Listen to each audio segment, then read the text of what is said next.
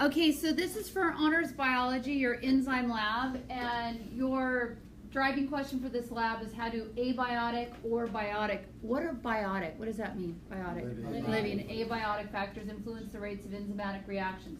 So in your reaction today, you're going to be taking hydrogen peroxide, and you're going to use the enzyme catalase, and you're going to be breaking down water, breaking it down into water and oxygen gas.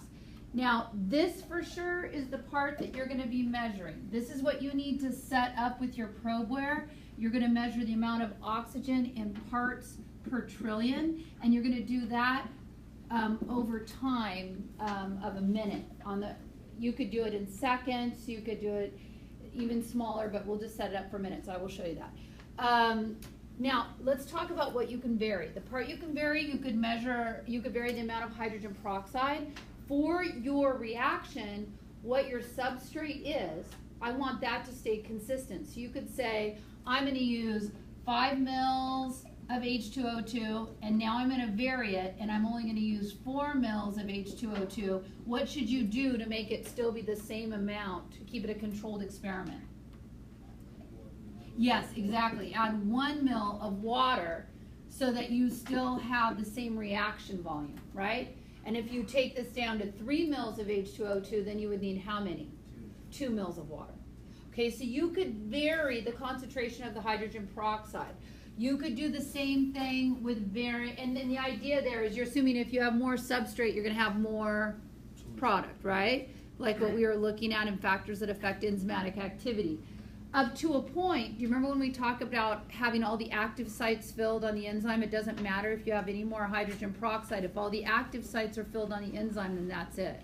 Another thing you could vary is you could vary the conditions of the catalase. You could vary the concentration of the catalase. You could vary the temperature of the catalase if you wanted to. You could vary the acidity of the catalase. I have vinegar. So you could do a reaction where you did your controlled experiment is 5 mils of hydrogen peroxide and 1 mil of catalase. And then you could vary it. Maybe you do 5 mils of hydrogen peroxide and a half a mil of catalase and a half a mil of vinegar. You see what I'm saying? So you could vary the pH of it, but you still keep the volume the same. Okay? So every single time, though, you're going to measure the amount of oxygen gas produced. So in order to do that, okay, kind of setting up the experiment here, it will not change colors. Water and hydrogen peroxide look exactly the same, but you will see the oxygen bubbles forming, and that's what you will measure. I wanted to say vary because I was looking independent variable. That's something you're going to choose. What are you going to vary in your experiment? Your dependent variable is always going to be the same. You've got to have your constants. You want everything in the experiment to remain the same except for one factor. Your control, you need to decide what the best control is depending on your independent variable. Remember, your control is your basis of comparison. Turn towards your neighbor right now. Do you already have an idea of what you're going to use for that? Go ahead, have that discussion.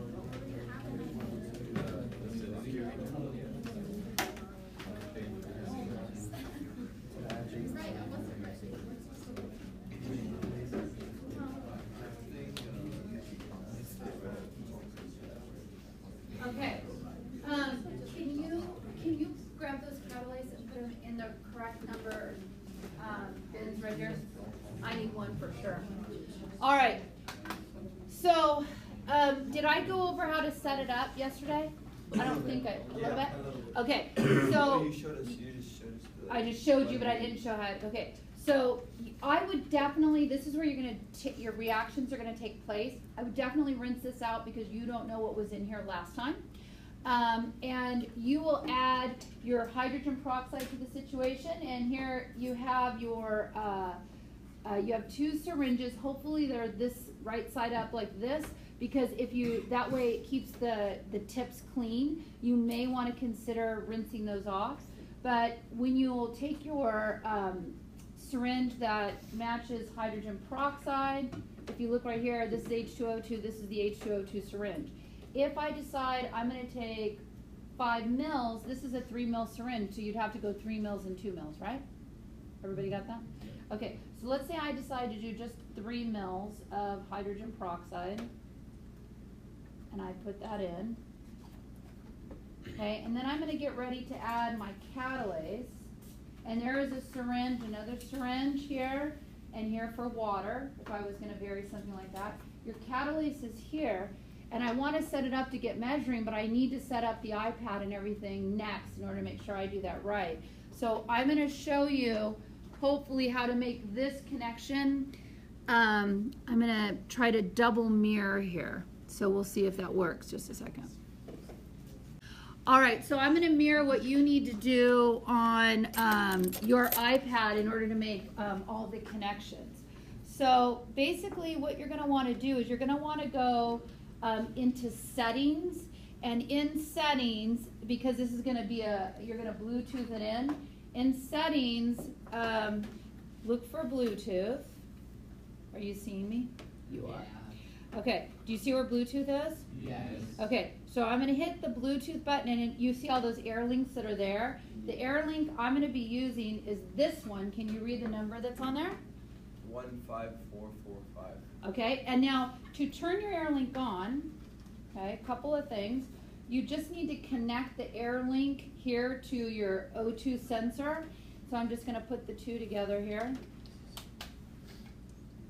Okay, and then to turn it on the air link here on the side, it should be up. The way I remember it's on is you bring it towards this O2 sensor port. So I'm going to just turn this on right here so it can detect it. Do you see the green light? Yeah. Okay, and do you remember the number was 15445? Do you see it coming up here? Yeah. Okay. So all I have to do is touch that, and then it should connect to the O2 sensor. Okay, does it say connected? Yeah. Okay, so now the software that we're going to be using is it's called SparkView. So you might, do you see it on there? Can you see where it says SparkView? Yeah. Before I touch it? No. Right here. That's what it looks like. SparkView, bottom right hand corner if you're listening in. Okay, so once you go into SparkView, there may be an experiment that's already there and running, somebody left it there from the last time this was open. So you just want to make sure, and notice it's kind of building right now. I'm hoping it's going to show up with the oxygens there. Do you see the oxygen sensors just showed up? It just takes a minute because it's Bluetoothing it into the iPad. And right here you can see it says 21.3% oxygen, and here it says parts per million. The reason why I have you work with parts per trillion, it's a smaller number and it's easier to graph. Okay, so you should see it vary.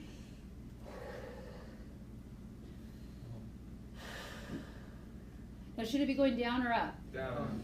Right. Did you see it go down from 21.5 to 20.5? So that's that right there because I'm exhaling CO2. So this is going to measure how much oxygen is in this container. So what I'm going to do is I need to set up how is it that I want to collect my data. So what you're going to do is you're going to hit build. So I'm going into build, and what I like to have is I like to have a data table and a graph. So I need to kind of split the screen. So that's why I would pick this one right here.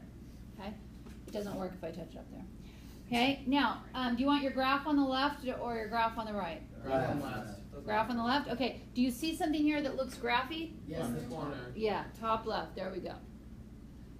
So now I'm going to set it up. It says select our measurement. So I just touch it and then this will come up right here. So I want to measure in parts per trillion. So this is the part I need to change. So it's in parts per million, and now I'm going to go parts per trillion. Okay, that is setting up my y-axis. What do I want my x-axis to be? Seconds. Yeah, time. So you just need to, this right here is setting it up so you can do other things. If you touch right here, it'll make that bottom section go away. Okay, and look, it's already there. It's in time in seconds. So I'm good to go. What do I need on this side? Data table. Data table. So I'm going to go pick data table, which to me looks like this. Okay, and what's our measurement? What do we want to have? Time. So I'm going to have time be my first one. Oh, actually, you know what? I'm changing that to minutes. And I'm going to go change this one to minutes as well. Not seconds. I don't know where I said that. Okay, and then what's our measurement over here? What's our second column going to be? Concentration. Yeah. So I'm going to do concentration in parts per trillion. Okay, Now, this is not going to just read it every minute. It's going to read it like every 100th of a minute. So you'll have to, you can scroll back through and record the data in your data table right from here. This graph that it's going to generate, it will generate a graph for you for all the runs that you do of your experiment, and then you can then screenshot that, save it into your Google Drive, and then just import it into your lab so you don't have to create the graph. Okay, so I have everything set up. I put in my hydrogen peroxide. If I wanted to, I could put in 5 mils, whatever it is you're going to run your experiment. I'm going to put in a mil of catalase, and it really helps if you have more than one person, you know, helping you do this, because you're going to want to put the catalase, put this on, and then hopefully somebody pushes play right away. This is play. This will start recording it. So there'll be a slight delay here for me. I put in my catalase, gently put that on, not too hard, and I'm hitting play.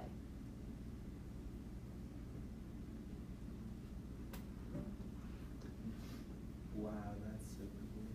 So here you can see it recording. It's actually in the thousandths of second, right? Yeah. Yeah. What? It's MMS. Yeah, so I haven't even got to a half of a minute yet, right? So it's at 0.39, we're almost to a half, and there we go. Okay, now once you're done with your run, you'll be able to go back through once you stop it, and you can just scroll through this and record all your time. So you don't have to like, oh, I didn't see it, you know, I didn't catch it. Headphones. And then how long do I want you to do each run? 5 minutes. 5 minutes, okay? Then let's just pretend that I had this go. I haven't even had it go for a minute yet. Yep, there it is. I've tried to write down data while it goes. It's just, forget it. It's your, no, what is it? You know, so just wait until you stop it, and then you can go back through. Okay, so what is this saying to you? As time goes by, right? As time passes, we're increasing, as this experiment goes longer, we're increasing the amount of what? Oxygen generated. So now we want to ask ourselves, what are things that can change that? What could we vary? So what I need to do, I'm just going to stop it. It didn't go 5 minutes, but I'm just going to stop it. And now I want to make sure I rinse this out. Can you see the bubbles? Yeah. I want to make sure I rinse this out really well. I'm not really doing that great of a job, but I just want to make the point. So what's something I could vary right away? You could put vinegar inside. Yeah, I've never done the one with vinegar, actually. That'd be a good one to try. How about, Less catalase? or like add water to the. Do water like as a control Yeah. instead of catalase? I think the vinegar is pretty cool. I don't know who said Oh, I was that. saying dilute it. I don't know who Dilute said- it? Okay. So I'll do, and keep in mind these are different syringes, different size. So I'm going to do a half ml of water.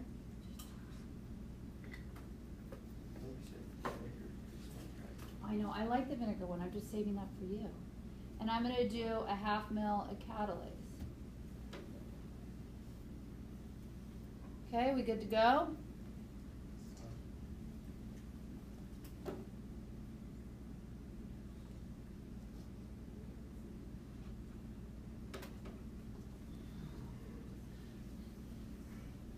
Okay, so it's doing, you can see it's going to put that second run right on there so I can make direct comparisons as it goes.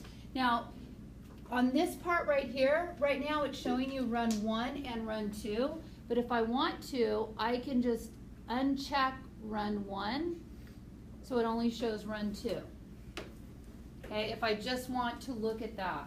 If you want both runs on there, you can do both runs. So if you do like a run that you don't like, okay, if there's a run you think, oh, I screwed up or we didn't do the measurement right, then what you can do is you can just not display that run. You know what I mean? Just display the runs that you want to use. Looks like a pretty steep curve there, right? So it's like, wait, we decreased the amount of catalase, but it looks like I'm getting a faster run. What could account for that? Maybe I didn't rinse it out enough. Maybe the catalase got warmer. There's other things in there, but you want to see over the length of the experiment, do I produce the same amount of oxygen whether I use a mil of catalase or a half a mil of catalase? And for that part of the lab, that's when you do your rise over run. So you see how much oxygen did I start out with versus how much did I end up with, and take the difference, right? Final minus initial, divide it by 5 minutes, and you have your rate of oxygen in parts per trillion per minute, right? And so just to show you how you would get that, I'm going to go ahead and pause this, stop, so we don't know how it's going to turn out. When you want to get, this is run 2, so if I wanted to go back here and run 2, I'm just literally using my fingers to scroll down until I get to the time, you know, the different times that I want. And I would just record those at like, how much oxygen did I have at, there we go. At 1.5 minutes, I had 230. And then I could go back, what did I have it at a minute? What did I have to scroll back? If I want the other run, all I have to do is go to run 1, and then I can do the same thing in run 1 and record that. Okay? And so you just have to think, what do you want to vary, and then make that variable. Okay? Questions or concerns on the process of that? I'm going to undo. Let me close this part.